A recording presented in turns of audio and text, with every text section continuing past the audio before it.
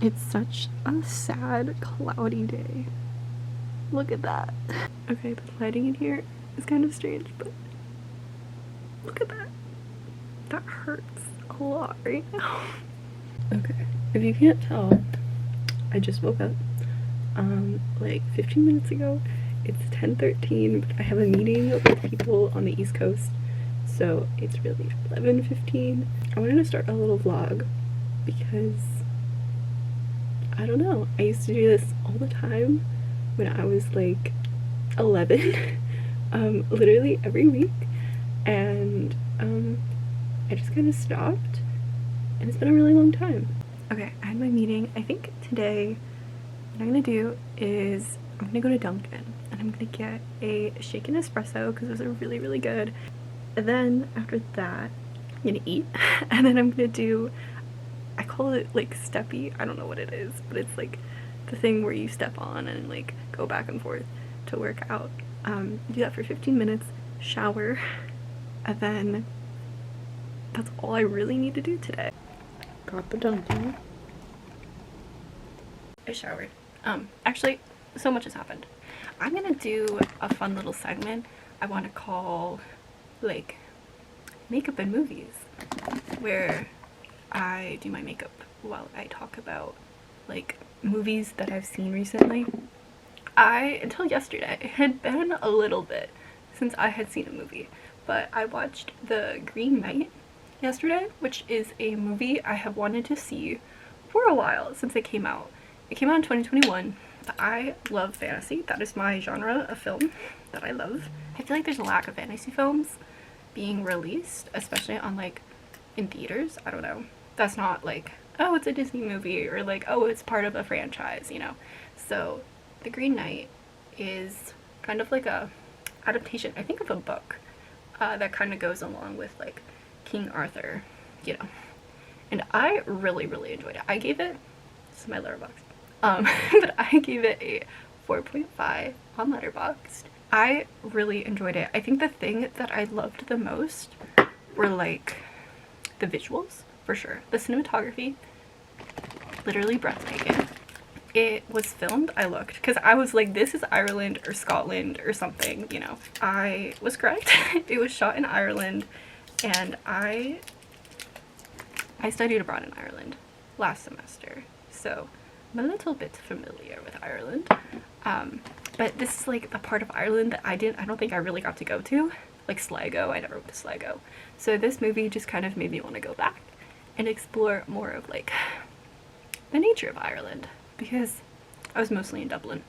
But anytime I left Dublin, I was like, oh my gosh, this is incredible. I'm from the Midwest, so we don't have mountains or hills really, or like anything. I liked the format, and the weird thing about the middle is that it's not super, things happen, but it's not action, action, action, action. There's like very little action in this movie, which is something that I appreciated, that they were able to kind of keep my interest without having to be, oh my god, war, like we're going to battle, you know, because that's a lot of fantasy movies.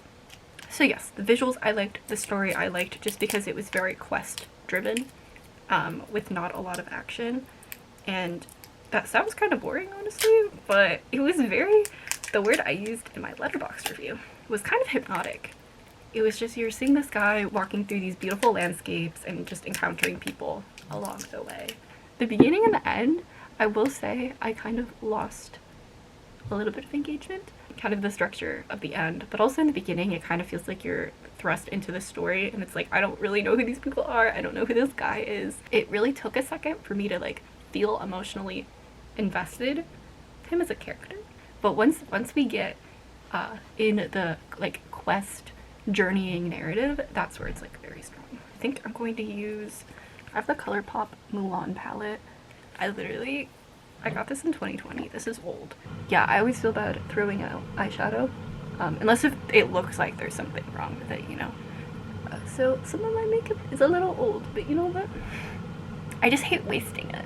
So that was one movie I watched very recently yesterday that I really liked. But another movie that I saw recently was Jane Austen Wrecked My Life. This is on, they're both on Netflix right now. But this one was not a Jane Austen retelling, but it kind of uses her stories as a, like a, I don't know. They're just kind of in the background, but it's about this woman from France who goes to this writer's retreat in England. I feel like I'm the target audience for that because I watched Pride and Prejudice for the first time last year, and I'm not even kidding. It sounds dramatic, but my life has changed. It was beautiful. That's a beautiful movie. And I saw it in theaters for the first time too, which is like the perfect place to watch it because you notice all the like little directing choices. I think that makes the movie incredible, especially on a big screen. I just need to live in the English countryside is literally, that's what I've taken away over the past year. That is where I'm meant to be. It's good enough. This eye, not the biggest fan of, but I think that's just, I'm gonna just have to live with it. Rest of today, I don't really know what I'm gonna be doing. We're getting peppers and eggs from Portillo's. If you live in Illinois, you know about Portillo's, and during Lent, because the whole like no meat on Fridays, so during Lent, the Italian beef, they have the peppers and egg option. So it's kind of like growing up, that's what we would get. So it's always very nostalgic, I guess, when they have it. I might also read. I should read a book. It's been a second. Okay, it's later. I've done literally nothing but like wallow, I feel like. But I'm placing the Portillo's order. Where is it? Where is it? That's what I want. It's humid out. This is crazy.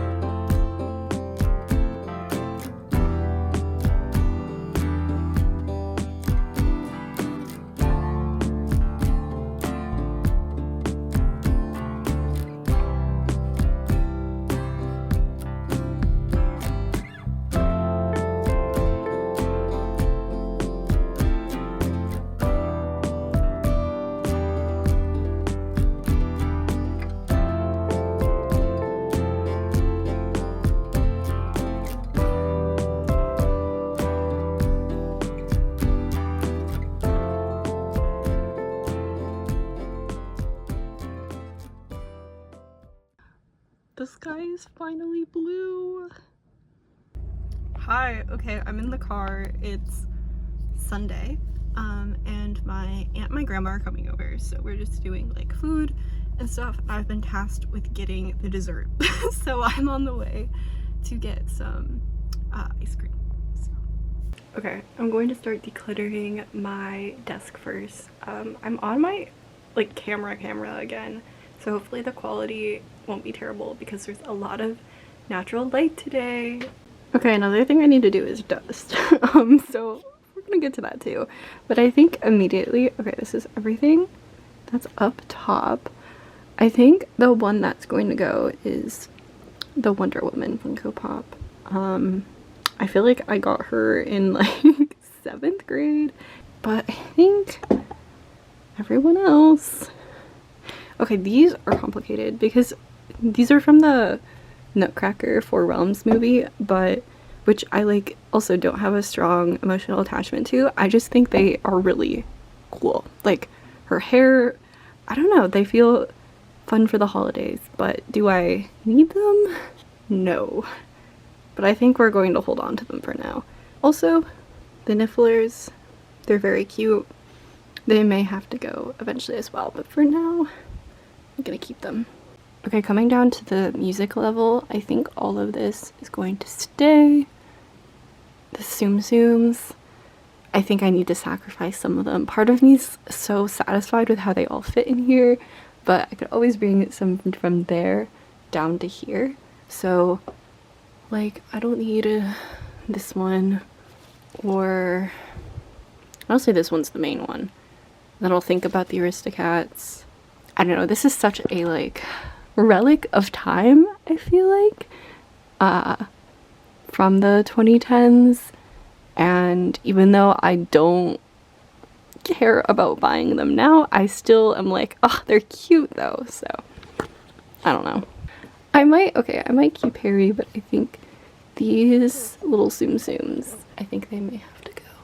I'm really realizing that my room is kind of a time capsule because so much of this stuff I bought, you know, from middle school, starting out 6th grade through high school, but I think so much of it was really influenced by like middle school and early high school, so it's like I'm a different person than I was in middle school, even if I do still have the same interests, but I don't necessarily like express them in the same way that I did then, right? But I also feel I'm a very nostalgic person, and it's hard for me to get rid of things. Like, I'm a little bit of a hoarder, if you can't tell. So part of this is just kind of looking at what do I have and like what can I sacrifice. So for the bottom, I think everything is going to stay. Nearly Headless Nick is one that I'm like, I might, just because out of all the other Harry Potter characters, he feels kind of random. I'll decide once I have a pile and if I want to add something else to that pile. This is like my pride and joy, my little Hobbit book collection. Whenever I go to a country that speaks a different language, I like to pick up a copy of The Hobbit in whatever that language is. So I have The Hobbit from Quebec, Canada. And then I have one from the Czech Republic, and then I also have one in Irish from Ireland. So yes, building the collection.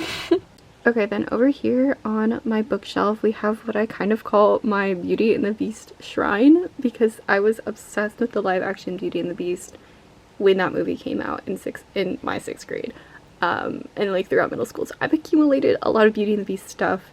A lot of it I'm going to be keeping, like obviously the snow globe, Eiffel Tower, Lumiere, the chip mug, iconic, but I think I can get rid of the Beast. I'm going to keep him because he's cuter than he's kind of scary. So, and then I may also donate the Foo. I'm thinking about Cogsworth. He's cool, but I don't know. I think I can part with him as well. And then over here are some newer Funko Pops that I will all be keeping. Okay, so here's my bookshelf. I have 3 different bookshelves in my house, which is crazy, but here's the one in my room. Also kind of a mess, needs to be like, hello, like what's going on? All the Funko Pops here. Actually, I'm gonna part with the Wasp, I think. Just because out of all the Marvel characters, I don't know, I don't feel like strongly. So I think, yeah, let's part with her.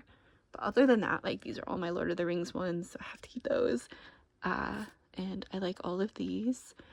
For books, I always go through this bookshelf and I only find like 1 or 2 books to donate, so today's probably going to be the same. I think the one book I'm going to donate on this shelf, even though there are probably other books, I just hate donating stuff that I haven't read, unless if I'm for sure, like, I'm not going to read this. So everything else I'm going to keep for now. I am going to donate The Crimes of Grindelwald behind the scenes book. I probably will just give it a read through before I donate it. I just don't feel attached to this movie. I do have the one for the first movie, which I will hold on to, even though I'm not the biggest Fantastic Beasts fan. But I think this one can go